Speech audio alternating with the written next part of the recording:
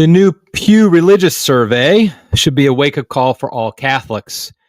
We are losing members at an alarming rate. What can be done to reverse the tide? That's what I'm going to talk about today on Crisis Point. Hello, I'm Eric Sammons, your host, editor-in-chief of Crisis Magazine. Before we get started, you know what to do. Smash that like button.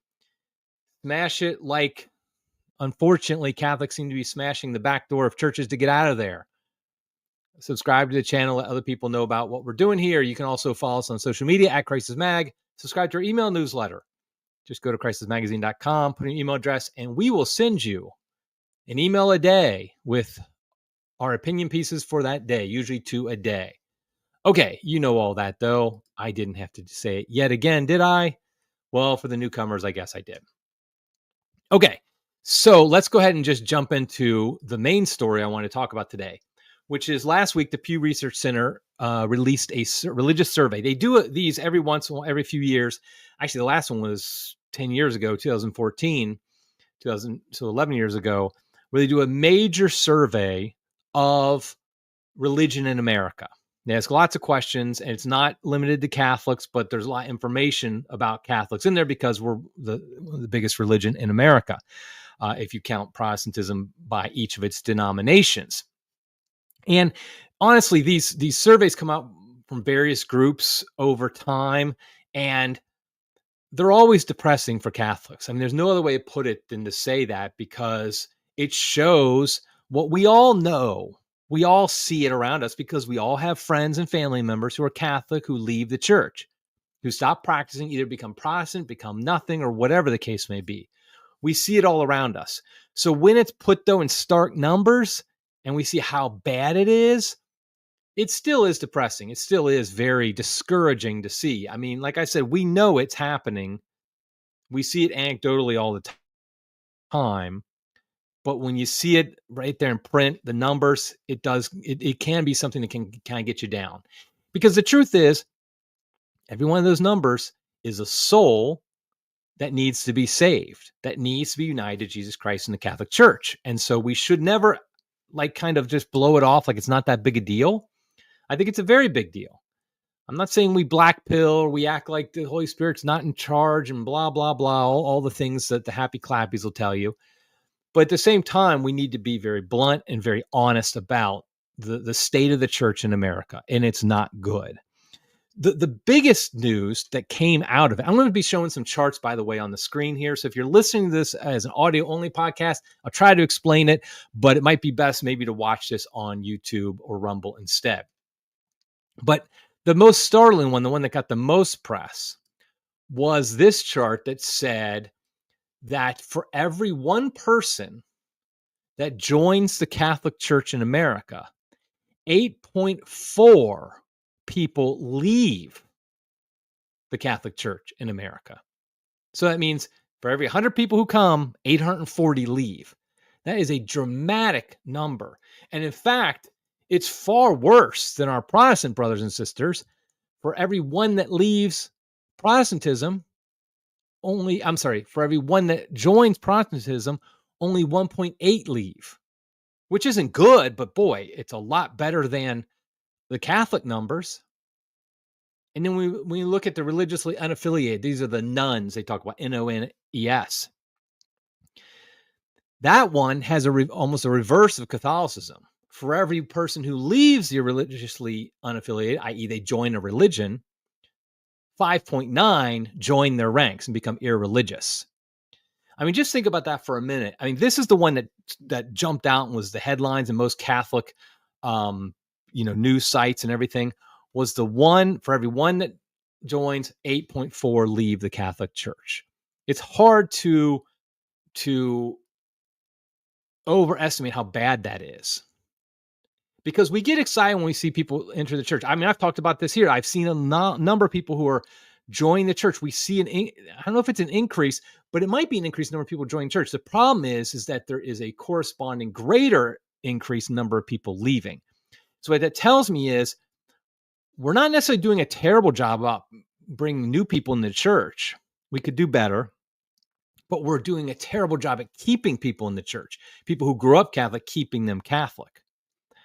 And we can break down the numbers a little bit more in this other chart from the Pew study, and it shows kind of your religion and whether or not you left or entered.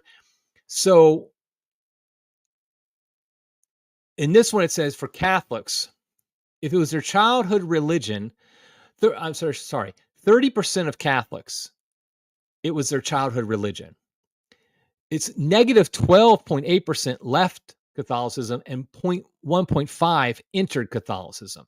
And if you look at Protestantism, they had a negative 13.7% leaving. So actually worse than Catholics as far as percentage leaving. Protestantism is actually greater than percentage than the Catholic percentage leaving. But the big difference is we only had 1.5% enter. They had 7.6%. So what's happening is Protestantism is still more attractive to newcomers than Catholicism is.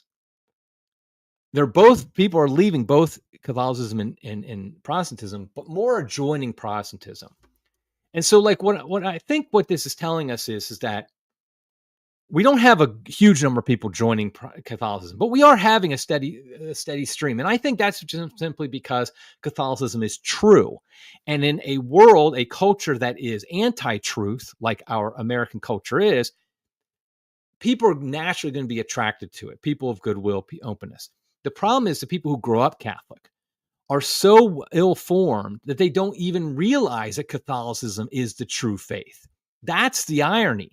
Is that people outside the church are seeing the Catholic Church as the one true religion, as preaching the truth.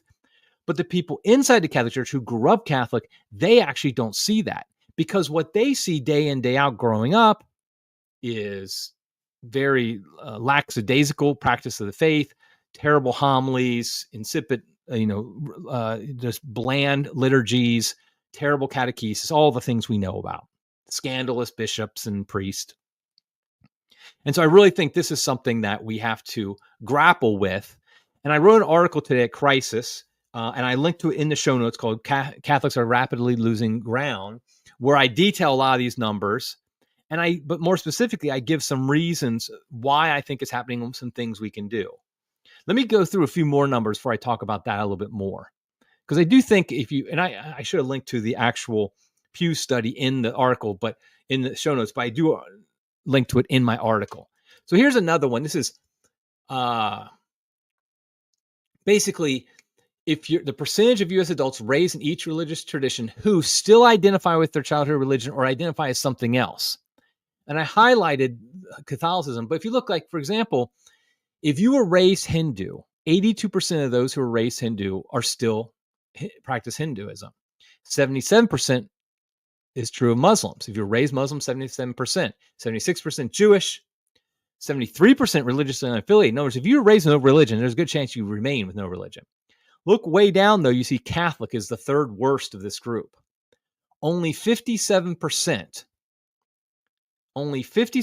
of people who were raised Catholic still identify with Catholicism. Now, one thing I want to mention here, and this is something I mentioned in my article, is the numbers are actually worse than the study says because it just is talking about self-identifying Catholics. It's not talking about whether or not the Catholic was, if they're practicing or not. It doesn't, do they go to mass each week? Do they go to confession regularly? Do they practice, do they pray regularly? Things of that nature. Nothing about that. Just if they self-identify. And we know from this study that only 29% of self-identifying Catholics actually go to mass each week. And even less than that go to confession at least once a year. So the numbers are actually worse than this as far as practicing Catholics, but still only 57%, just a little more than half of those who grew up Catholic still even identify as Catholic. 14% of them are now Protestant, 24% are religiously unaffiliated. Those are the biggest two groupings of people who leave. But I mean, that's just amazing if you think about it, that 24%, a quarter, one out of every four people who grew up Catholic now basically say they're nothing. They're nothing. 14% who grew up Catholic now say they are Protestant. Those are terrible numbers, just terrible. Let's look at some more things. Oh, here's interesting. So I said 57%. Remember, this chart said 57% of people who grew up Catholic still identify as Catholic. However, if You grew up in a household where you attended church at least monthly, and religion was very important to your family. Like we know as Catholics, if you only attend monthly as a Catholic, religion isn't that important to you. But just this is the best we can do is this Pew study. Then the number goes up to 68% remain Catholic. I imagine if it's weekly, if it was attending church weekly, that number will even be greater. In other words, don't believe the lies that they try to tell you that like somehow the more you practice your faith as a family with your kids, the more likely they are to reject it. That no study has ever shown that. In fact, they all show the same thing. And that is if you live out the faith as a family, your kids will be much, much, much more likely to still be that faith, no matter what it is, actually, when they become adults. You stay the same religion as your parents if your parents actually practice their religion. There's also another one. I don't think I have it on here, but the chart here where if both parents are Catholic, they're much more likely to practice the faith than if only one is. So basically what it tells us is these numbers of people leaving the church can be reversed in the family setting, at least, by just doing a few things. Take your faith seriously as parents, go to mass each week, practice, go to the sacraments regularly, and make sure you're both Catholic. If you do that, the likelihood of your kids being Catholic is actually very high. It's at least 68%. I would guess it's probably in the 70s, maybe even 80%. So yes, we all know people who the parents went to mass each week and the kids fell away. We know that happens. I'm not saying it's impossible. I'm not saying the percentage is 100%. However, it's much, much better than the 57% that is the national average. So parents, go to mass each week, practice the faith, make sure your kids go to mass, and your kids will likely remain Catholic. Okay, another chart I want to pull up here. Religious affiliation. Oh, this is just the general. 19% of all Americans identify as Catholics. That's compared to 24% in 2007. So in those, really 2024 is when the survey was done. So in those 17 years, there was a decrease in 20% the number of Catholics. Now, it'd actually be much worse if it wasn't for immigration. If we had zero immigration, Pew study themselves say that that number would be much worse, but still a 20% decrease. One thing I wanted to point out was, it doesn't really say it on here, but I saw it in another place. Muslims went from 0.4% of the population in 2007 to 1.2% in 2024, which means they increased by 200%. While Catholics were decreasing by 20%, Muslims were increasing by 200%. Now, yes, it's still a very small number of Muslims in this country, but at the same time, they're going in the right direction in their perspective. We're going in the wrong direction. Two last charts I want to show. And this is the percentage of adults born that are Catholic, say they're Catholic, based upon what decade they're born in.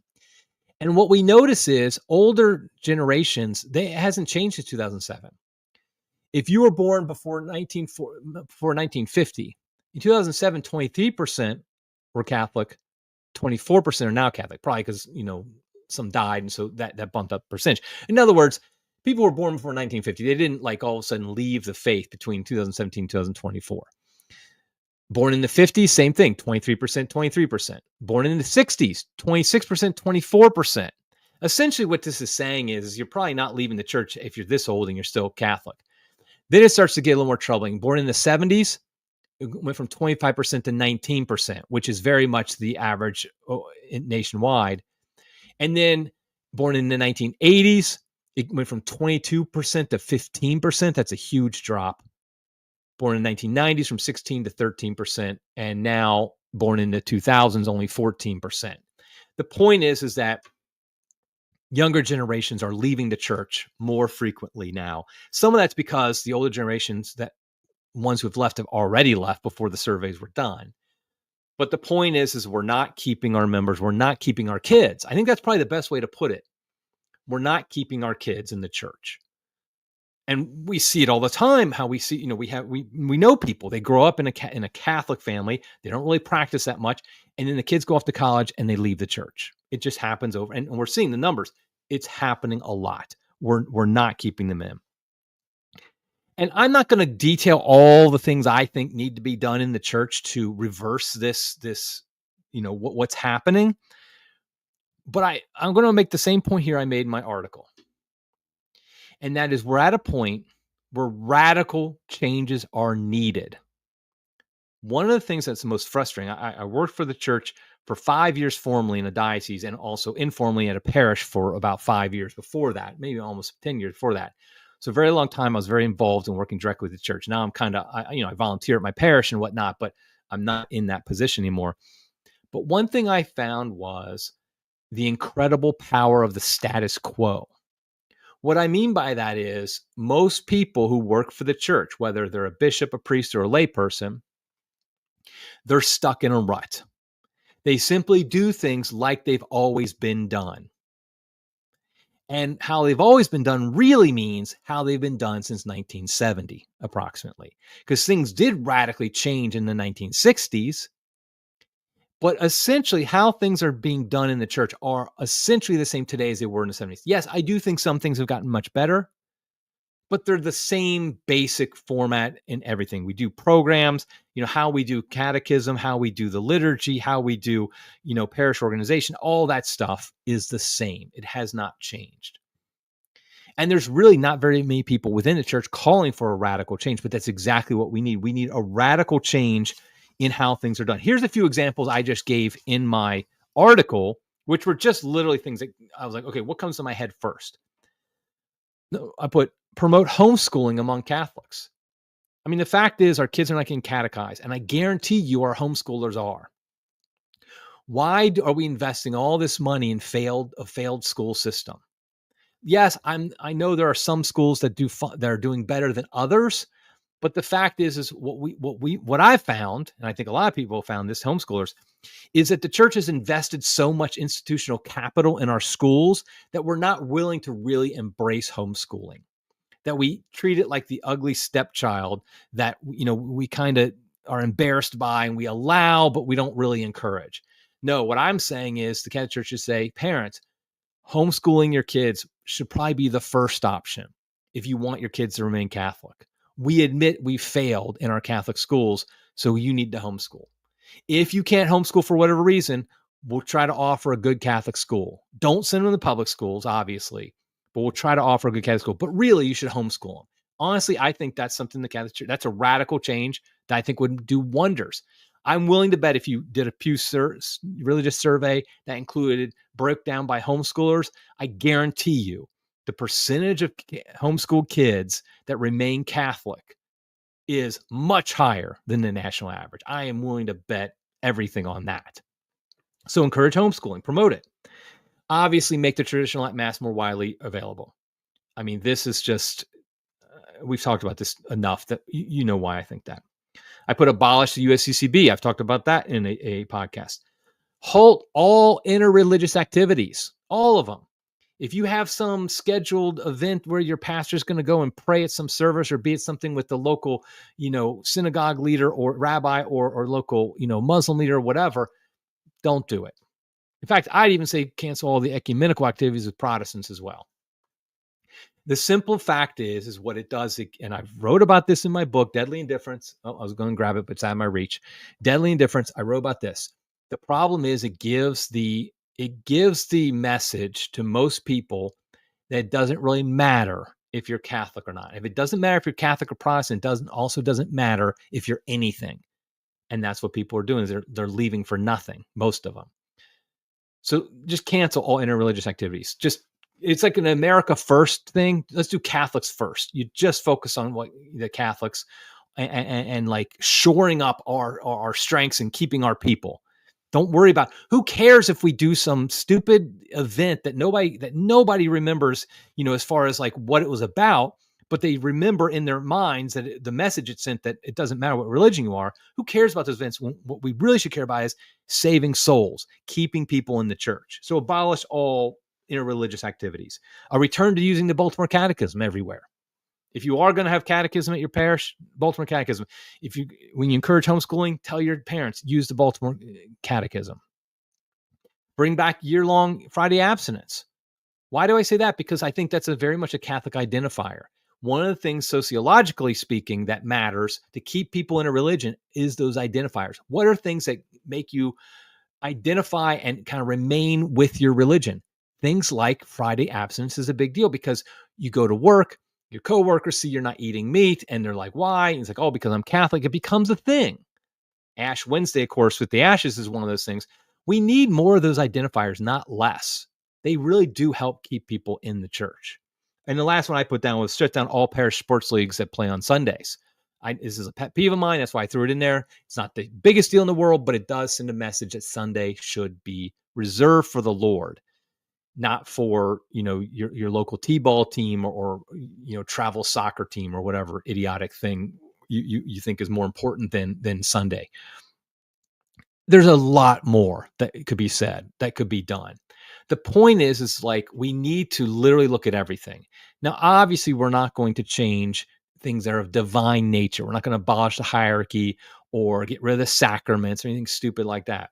But I do think what we need to do is really look carefully at every single thing we do, how we do it, and say, does this really bring souls to Christ? Will it keep people in the church?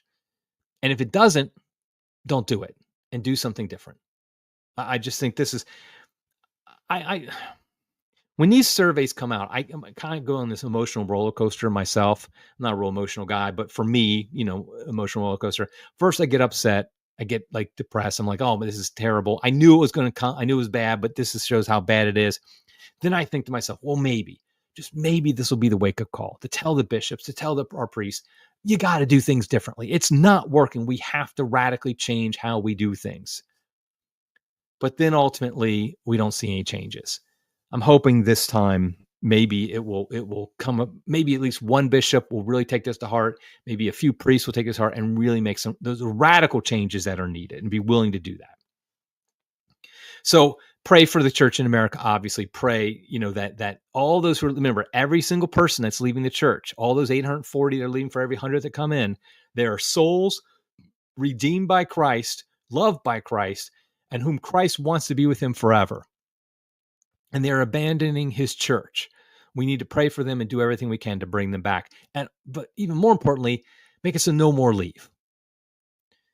Okay, that's the big story for the week. But I want to talk about some other stuff today on the podcast. So then the big news nationally, like kind of politically, was the battle royale in the White House last Friday, I think it was, between President Trump, Vice President Vance, and President Zelensky of Ukraine. I mean, if you haven't watched this, you got to watch it. It just is wild, frankly, to see. I mean, I've never seen anything like it. And all the commentators I've heard said the same thing. They haven't ever seen anything like this before. Basically, it was like a nice little press conference where they were going to announce, having a deal for minerals, and which is kind of a dumb deal, but they were going to do that. And Trump was trying so hard. He wanted a deal. That's Trump. He loves to declare he made a deal. So he was bending over backwards to be patient with Zelensky, to be gracious to him. And then Zelensky just threw it all away. And he basically just went after J.D. Vance for no reason. And then he crossed the line, and then Trump went after him. Like I said, watch the video and you can see it. I'm not going to detail everything that happened. But the fact is, and then Trump announced, I think it was yesterday, that we're going to pause all military funding to Ukraine. Now, I think I've made my views pretty clear here, but I think that the United States has to stop all support of Ukraine. In fact, I think the United States needs to pull out of NATO. The founding principle of NATO does not exist anymore. I can't emphasize that enough. It was literally created as a defense against the Soviet Union, a country that does not exist. Don't ever forget that. NATO's purpose no longer exists. And so we should not be NATO shouldn't exist, but we need to pull out of NATO, because what it does, it creates these moral hazards like what's happening now, where what happens is that, countries, they take on more. They're more bold, they're more aggressive than they should be based upon their own realities of who they are, how big they are, their resources, things like that, because they know they got Big Brother Uncle Sam behind them. to basically back them up. I made the analogy on X that it's like the scrawny little brother who goes in the bar, and starts talking smack to everybody because his Navy SEAL brother is with him. He knows anything goes down, his brother's got his back. It creates moral hazards. It makes countries act differently than they would if they were not part of NATO. And so the reality is, here's what the reality is. I know people want to act like, some people want to act like it's a cartoon, it's a comic book where the world started on February 23rd, 2022 with the invasion of Russia into Ukraine. But the conflict dates way back before then. I've written about this before. I've talked about this before. Again, read the book Provoked by Scott Horton if you want to know all the details. I mean, it's a tome of details. I mean, 700, 800 pages, something like that, of all the details that led to this point. But the reality is that Ukraine has never could win this war. It just simply can't. The only way you could get a quote unquote victory in this war would be if the United States sent troops in and went into an all-out battle war with Russia, in which they could potentially and probably would eventually win, but only at the cost of probably millions of lives, nuclear weapons being set off, death and destruction everywhere. That would be our quote unquote victory. That's the only way there could be a situation in which Ukraine could quote unquote win this war. And because of that, you need to recognize that reality. And so us just continuing sending them money and military equipment, and there's rumors that they're actually selling some of this military equipment to the highest bidder. But even if that's not true, all it does is it puts more Ukrainian men into the meat grinder to be killed. And the end result's going to be what it would have been if we had just negotiated peace from the beginning. I mean, there is absolutely no strategic interest for the United States for the Donbass region. None whatsoever. Whether or not Kiev or Moscow rules Donbass is simply irrelevant to American interest. And I know people don't like to hear that talk. They're like, oh, but that's not very Christian, or that's not very compassionate. That, what about those poor people? Blah, blah, blah. First of all, most of those poor people there actually want to be ruled by Moscow. But even if that wasn't the case, there's a lot of evil in the world. There's a lot of bad things going on in the world. We can't solve everybody else's problems. And our involvement just makes it worse. That's the reality. I mean, here's the thing. People love to make World War II and Churchill like the model for every geopolitical conflict in the world. I mean, you see this all the time. Like, there's literally only one conflict that ever matters, and that's World War II. Everything has to be based on that, which is, of course, idiotic. It's historically ignorant. It's not simply the case that everything fits into that mold. But even if we went with that, what happened when World War II was over? What did those great heroes, Churchill and FDR, do? They literally gave over half of Europe to Joseph Stalin. They gave half of Europe. They didn't just say oh, we're not going to look. We're like, this is yours. You can control this half of Europe. Why did they do that? Because they recognized not to do that could cause a lot worse problems. It would cause a potential direct conflict with the Soviet Union, which they did not want. And what we're saying now is, because of Donbass, we're willing to go to escalate to potentially a nuclear war so that Moscow can't control Donbass. I just think that's ludicrous. And every neocon on earth, the first thing they always say is, but if we don't do this, then all these worse things are going to happen. But they just make up those worst things. The worst things are going to happen is the more we get involved. And so I praise Donald Trump very much for what he's doing here. It's tough. It's kind of like that tough love. The funny thing is, of course, once he announced he cut off the funding, Zelensky, I just saw before I got on the podcast here, that he said, okay, we will agree to the mineral deal. So, Trump usually gets what he wants in negotiations anyway. Another interesting thing that I think that has resulted from this is Europe. Europe's response. The NATO countries other than America, many of them, not all of them, like not Hungary, they are basically saying, okay, we are going to stand with Ukraine. We are going to send money. We are going to send military equipment. In fact, I just saw earlier today, they have this initiative called Rearm Europe.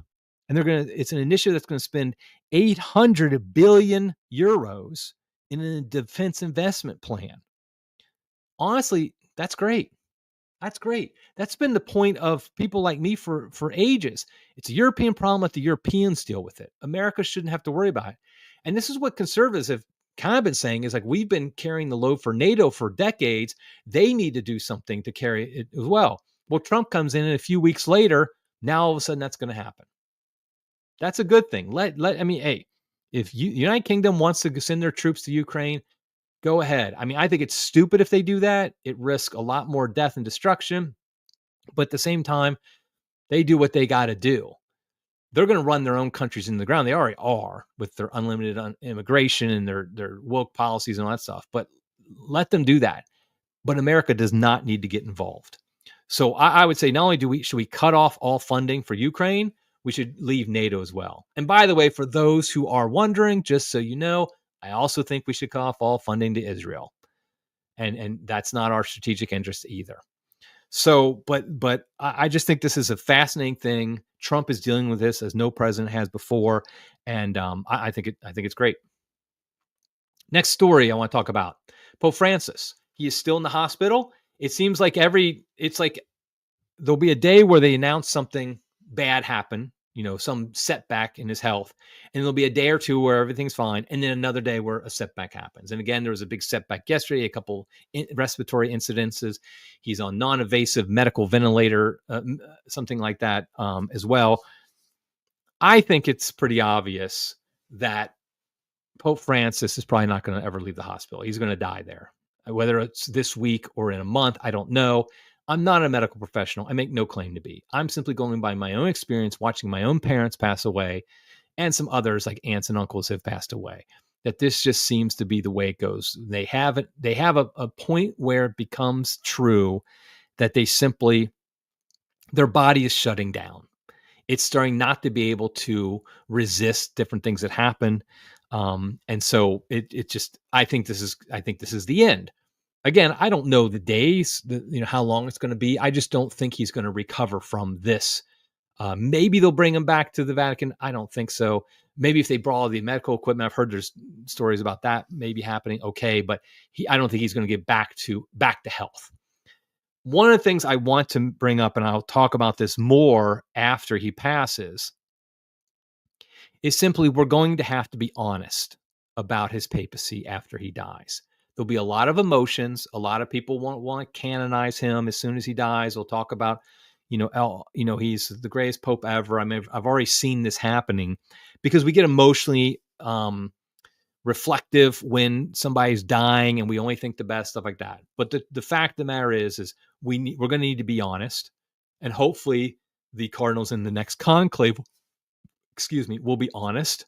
And that honesty will be reflective in who they vote for as the next pope. I just think that's the right thing to do. And again, I think I mentioned this on another podcast, but it's okay to pray for the pope to have a happy death. When both my mom and dad passed away, I got to a point where I actually was like, okay, obviously I'd love them to stay with me forever, but it's time for them to go. I can tell they're ready. Their body's ready. They need to go. And I'm praying for a happy death for them.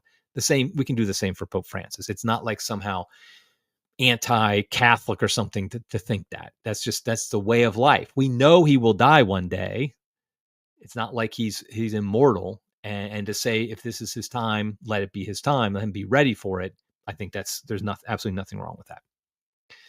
Next subject I want to bring up is Andrew Tate. Now, I will admit I'm not a huge, I don't have a huge knowledge base of Andrew Tate. If you don't know who he is, he's a pretty well known online, at least. One of these bro guys, masculine, whatever, who talks a big game about how to be a man and stuff like that.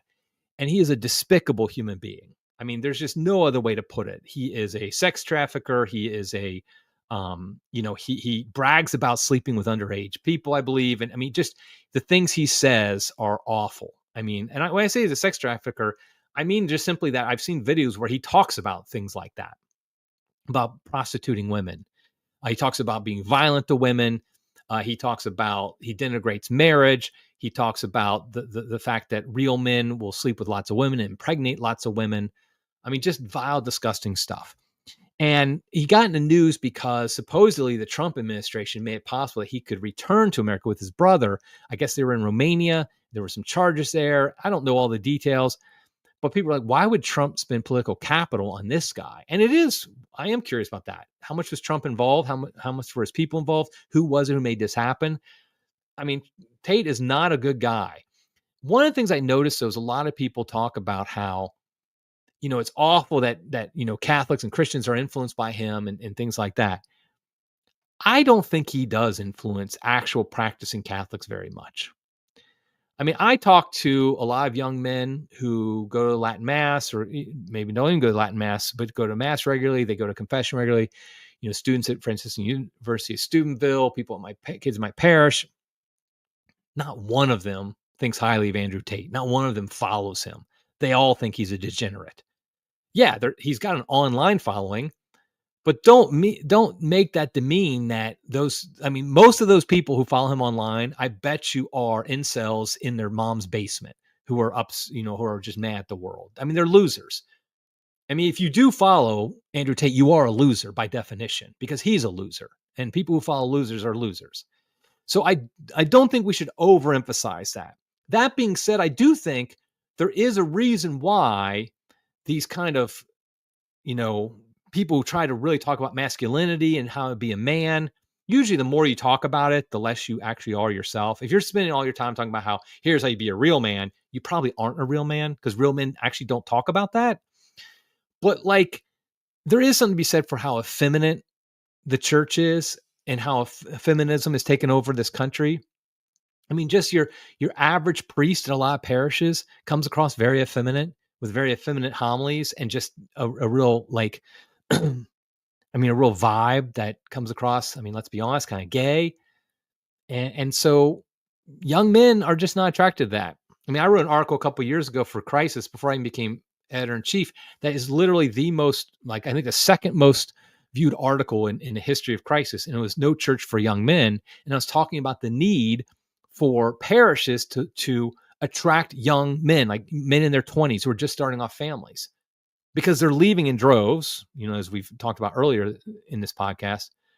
And I think it's because they're just simply, if you walk into your typical St. Suburbia, it's kind of set up to send men away because it's very, like I said, it's feminine. You got your felt banners, you got your hymns that are just like 1970s folk music. You have a billion women up there who are running the show, basically with Father, Father Effeminate sitting back there and kind of watching all go and making his dumb jokes and things like that.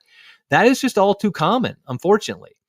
And so I can see why young men are not attracted to that. If they don't really understand underneath what the Catholic faith is, about the Eucharist and things of that nature, I can see why when they look at the surface, they're like, I'm out of here. And some of them, yes, maybe go to somebody like an Andrew Tate who projects an image of masculinity.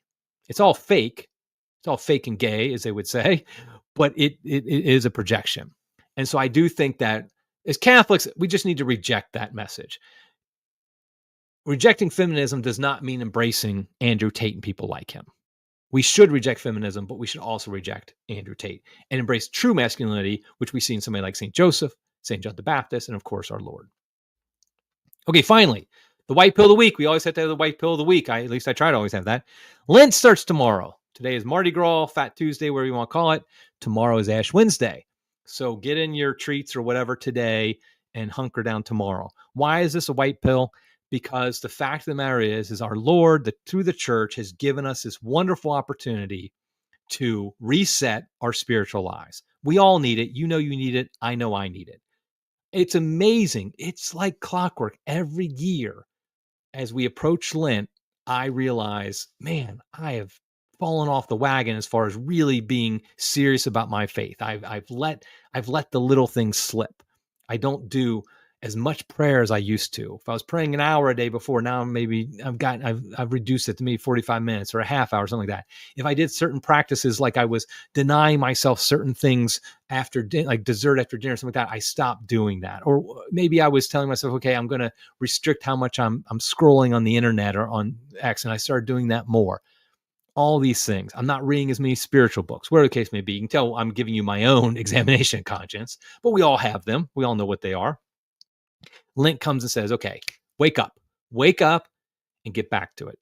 And I just want to encourage people to really make this Lent your best ever, make Lent great again. And don't be afraid to aim high. Now, I've told the story before. I'll tell it again. 33 years ago, I decided to become Catholic, and it actually the days match this year in that I decided to become Catholic on a Tuesday, and the Wednesday following, a week and a day later, was Ash Wednesday. That's the way it was this year too. And I decided to give up eating for Lent. I mean, I basically was going to eat just some bread, have bread and water every day during Lent. I crashed and I failed. And I learned from that to moderate some of that. But at the same time, I love that enthusiasm I had as a young person. I was 21 at the time. Don't ever lose that enthusiasm. Honestly, in my opinion, it's better to aim high and to not reach it than to aim low and reach it. If you aim very high and you fail somewhat and you try, I think our Lord honors that more than having a very low expectations and like barely meeting that. Who cares if you do that? So really aim high about, your fasting, your prayer, and your almsgiving this year. If you pray at least an hour a day, really give till it hurts, and definitely give up something serious and fast from food. Don't just like do the whole, like, I'm not going to, I don't be on Facebook. Okay, fine. But really give up something serious. I think that's our white pill, because that to do something courageous for Lent, that really will make a difference. And that will make it so that we have people, we have people not leaving the church when they see what we're doing and our penances and our prayers offered up for their soul. Okay. Last thing I want to do is I want the live chat. I really appreciate everybody who participates in the live chat, who watch me live here on Tuesday afternoons. I'd like to highlight a few of the comments. We had a good chat today, it looked like. Okay, so first, it's all good, says, by the bishop banning the TLM in the Austin Diocese last year, the attendance numbers dropped up big time. I mean, let's be honest. We know that. We know the TLM, the Traditional Latin Mass, needs to be expanded. I made the comment in my article that the restoration, the wide celebration of the Traditional Latin Mass is not the silver bullet that's going to solve every problem. However, what I would say, it's the starting pistol, meaning that's what gets the race started. If we want to really have a true reform, really turn things around, I think you have to have an expansion of the celebration of the Traditional Latin Mass. I think it's absolutely necessary. I mean, obviously my ideal is like that becomes the normative rite again, that's what every parish celebrates. But even not even going that far, it needs to be free again. I mean, there's just no question about that. Okay, Cap C Log says, even Catholics who see devout Catholics observe the Friday abstinence, Lent season or not, become confused and do not honestly know the Friday abstinence. Ramp up the catechism, bishops, and priests. Yeah, it's true. I mean, that we see that sometimes where like fellow Catholics don't even understand the Friday abstinence, even during Lent. And so, but that's what we need to do, is by practicing it, by highlighting it, by the church leader saying, we got to give up meat. Let's give up meat, not just on Fridays of Lent, but all year round. That does make an impact. It's not just a minor little thing. It really does make an impact. Okay, James says, comment from X, turns out the New World Order needs the American taxpayer. Yes, that is very true. I mean, that's what's interesting about this, is when all of a sudden America says, hey, we're going to cut off all the funds to Ukraine. All of a sudden now it's like, well, things aren't going the way they want it to. I mean, it sounds like I was funding the New World Order through my taxes. And thanks to Donald Trump and Elon Musk, maybe I won't be as much going forward. Daniel Verney says, Eric, you're such a Catholic fundamentalist. Thank you, Daniel, which is great in my humble opinion. Loved your book, Deadly Indifference. We need to get back our missionary zeal. Thank you, Daniel. I appreciate that comment. He, of course, is referring to the article, the book that was written that included me as a case study in a chapter about being a Catholic fundamentalist and how that was supposedly a bad thing. But I appreciate the plug for my book, Deadly Indifference. It really is. I think it's more important than we realize. Religious indifference in this country, inside the church, has really sapped all our missionary zeal. We need to recognize and proclaim the Catholic Church is the one true faith. Outside the church, there's no salvation. If you want to go to heaven, you need to be a practicing Catholic. We need to proclaim those things again. And because we don't, a lot of people are leaving. People aren't even trying to keep them from leaving. Okay, Kevin Crow says, Trump may do some good things, but he's not our guy, and I'm not sure Vance is either. Too strong Theo connections. We can cautiously and critically approve of their actions when good. Yeah, I mean, I'm more enthusiastic about Trump and Vance, especially Vance, than you are, Kevin, but I understand your point. I mean, I think, to me, you just simply praise a politician when he does something good, and you criticize him when he does something bad. In my mind, Trump has done a few very bad things so far as president. The IVF thing, obviously, very bad. The occupying Gaza thing, getting all the Palestinians, that's a bad thing. And there's been some other bad things as well. But on the whole, I think he's done a great job. Vance, I hear the whole thing about the Thiel connections. The fact is like, I feel like that. I just don't really care that much when it's like, okay, he knew this guy. He was friends with that. He came up, whatever. What is he doing? Do we see some nefarious thing in what Vance is doing? Vance has been amazing as vice president. He has been the best vice president of my lifetime, probably in the history of America. I don't care if he used to be friends with Peter Thiel or if he still is friends with him. What I care about is what's he doing, what's he saying. What he's doing, what he's saying right now is great. And I think he is our guy. Now, will he screw up? Will he do the bad things? Of course, all politicians do. I think we just judge it based on the actions, so not on, other things. Okay, if you're not on tour, you probably don't know who he is. Oh, that's good. I think you're talking about Andrew Tate. Yeah, I think. Oh, Grapthar's hammer. I know the reference. I do know where that by Grapthar's hammer, I will avenge thee, or something like that. If you're not on tour, but yeah, that's the thing. Is I think people like I saw a woman, a Catholic woman on X who was really upset about like supposedly all his big support for Andrew Tate and how that's awful and stuff like men are terrible and stuff like that. It's like, come on, take a break and realize in the real world, as they say, go touch some grass. Andrew Tate is not that big a deal to the average American, even the average Catholic, and especially not the average practicing Catholic. They just don't know who he is, or they don't care, or they think he's a loser. So let's not overemphasize his influence. Okay, I think I'm going to cut it off there. I appreciate, like I said, everybody who joins in live chat. Make sure you do that if you can. I almost always Tuesday afternoons, usually at 3:00 Eastern time. I try to do a live podcast, and you can join in the chat. You can discuss with other people while I'm talking. You can also, bring up things that I'll hopefully bring up at the end. So, but let's pray for the church in America. Let's pray for the people of Ukraine. They're the ones who are in the middle of the conflict, who are dealing with all this stuff going on. Let's pray for the Pope, obviously. Let's pray for the conversion of Andrew Tate. I mean, he's a soul that Jesus Christ loves as well. So we want him to convert as well. And make Lent great again. Okay, everybody, until next time, God love you.